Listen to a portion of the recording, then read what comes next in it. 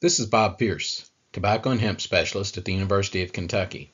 In this presentation, I'm going to be talking about weed management for field production of hemp. We want to try to manage weeds in our crops because we know that weeds compete with the crop for essential needs, things like space, light by shading our crops, nutrients, and the limited amount of water that's in the soil. So we want to try to help control the weeds or give our crop a competitive advantage in this relationship with weeds. In addition to competing for these essential resources, weeds can also harbor certain types of diseases. So if we have a lot of weeds either in or around the field, diseases can get started there and be maintained there and then get moved into the field either by wind currents or by insects visiting the weedy plants and then visiting the crop. So it's also important to think about controlling weeds as part of our disease management as well.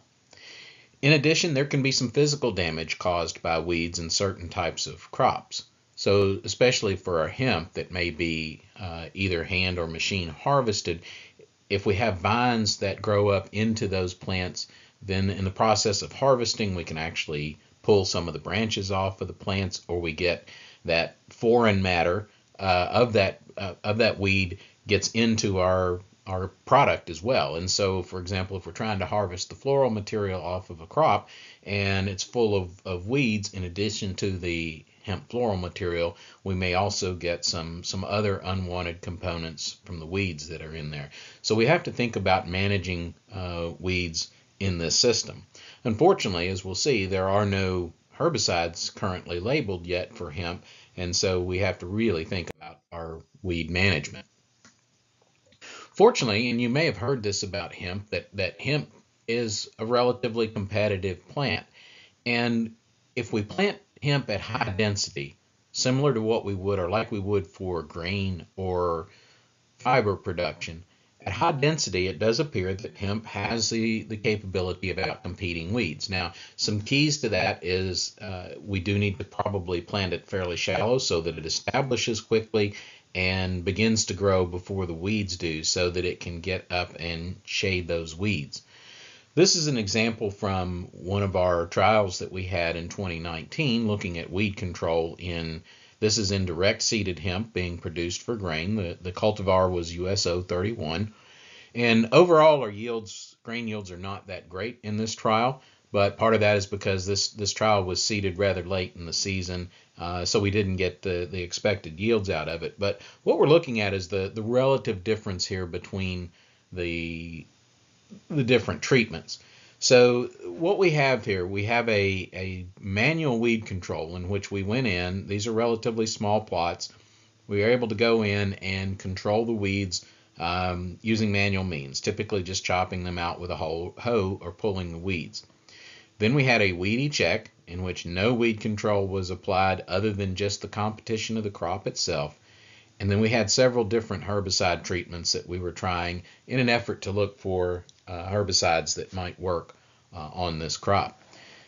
The interesting thing in terms of looking at this from the standpoint of the competitiveness of hemp is the fact that the weedy check did not yield less than where we had done manual weed control, and in fact out-yielded some of the herbicide treatments, which might suggest that we actually had some injury. And in fact, we did observe some injury with certain types of herbicides. But again, when everything goes well and we get this planted densely and we get a good stand, then we see that hemp is in fact able to compete with weeds when it's planted densely. So you can see here one of our plots that didn't have herbicide, where this is after harvest, and you see there are some weeds there, but the weeds were not significant enough to reduce the yield of our crop. So again, when everything goes right, we can get good results. Here's a combination of with herbicide and the densely planting of excellent weed control. But what we see is a very different story when we start talking about the types of methods that we're using to plant for floral production. So in floral production, we typically have plants more spaced out, often transplanted, and in this case, we were looking at the impact of weed control on the total biomass. This is produced by transplanted clones. The cultivar was Auto 2. And we have the same treatments as before with the manual weed control and the weedy check. Here, where the plants are spaced out, they're not able to grow quickly enough to outcompete the weeds for the light and the space. And so the weeds eventually take over the crop and resulted in some yield loss here. Compared to our manual weed control, which keeps the weeds under control, allows the plants to compete. And we did have several herbicides that also appeared to have some promise for keeping the weeds under control well enough to allow the crop to compete against the weeds. So again, the take-home lesson here is that at high density, hemp can be competitive with weeds. At low density, it loses that competitive advantage, and we have to think about providing some weed control. As I've mentioned already, currently the situation with hemp is that there are no herbicides that are labeled specifically for use on hemp, at least not currently. And some of the processors are testing for the presence of herbicide residues. These can be residues for something that's applied to hemp. We've also had a few cases where residues have been picked up because of something that was applied to a previous crop the year before hemp was grown. So you do need to be aware of this when you're working with your processor and deciding where to put your hemp and what you're going to put on it, because some of the processors have said that these compounds may concentrate during the processing, and so we have to be very aware of the implications of having a high residue. Unfortunately, it's probably going to take us at least a couple of more years before we have any products with herbicidal action that are going to be labeled for hemp. Even after we get some of those products, there will still be many applications where, again, the processors would not want that on the material that they're processing, and so we would have to still come up with other options for controlling weeds.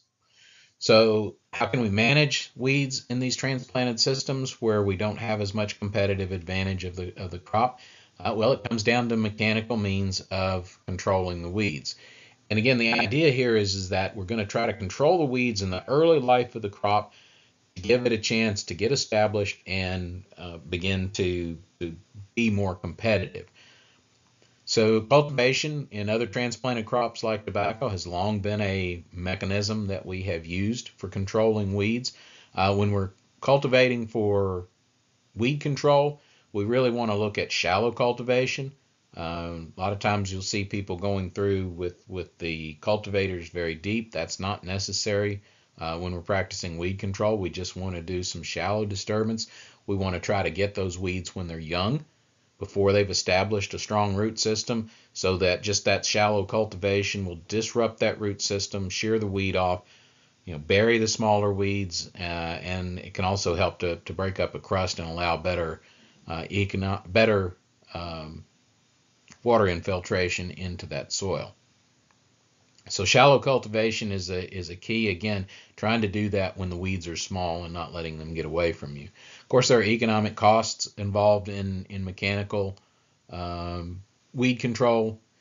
These include labor, fuel, equipment. Also, the frequent tillage leaves the soil prone to erosion, and if we're not careful, obviously crop injury can result as well. I mean, if you mechanically disturb the roots of that hemp plant, you're also going to cause some issues for that. This does a good job for weed control in between the rows. It's also still going to have to be backed up by some hand hoeing in most cases to go in and clean up the area between the plants. In some cases, if you're not using drip irrigation, you can plant on an even grid so that the plants are evenly spaced in each direction. And if you set up your transplanters properly so that the plants are precision planted, you can actually set it up in a grid so that you can theoretically cultivate in both directions and help control weeds as well. Another way of managing weeds in between transplants, the hand hoeing I mentioned is very labor intensive but also very effective. You get less crop damage that way, and you do a good job of getting all of the weeds. There are also some partially automated systems, such as this weeding system here, this finger weeder, which you would hook to a tractor and then drive down over the row. An operator would sit back here and move those fingers in and out around the plants manually. This does require less manual labor in that the person is riding and not walking along with a hoe, but it is a relatively intense job that requires some concentration to go in and out among those plants to try to reduce the chance of crop damage. But again, some crop damage is likely with this machine. There are also some automated systems, which are looking at machine vision, which would do the same thing as that operator, maybe allow a bit faster operation speed and less damage.